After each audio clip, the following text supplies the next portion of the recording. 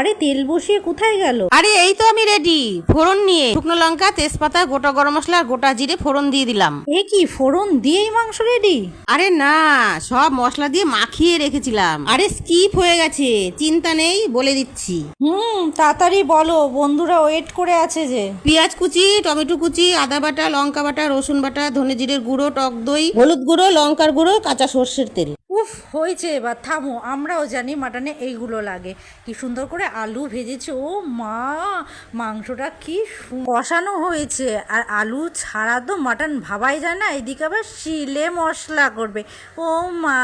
আর এইদিকে আমার চলে এসছে কর্তা মশাই ভিডিও করতে। ক্যামেরাম্যান জলদি ফোকাস করো মাটনে। এবার দিয়ে দিলাম গরম জল। আরে চুপ করো, পর পর কি দেবো বলতে হবে তো। ক্যামেরা ধরবো আমি আর মাটন চাকবেন উনি। তোমরাই বলো বন্ধুরা, এটা কি ঠিক? ঠিক ভুল জানি না। এবার দিয়ে দিলাম বাটা গরম মশলা।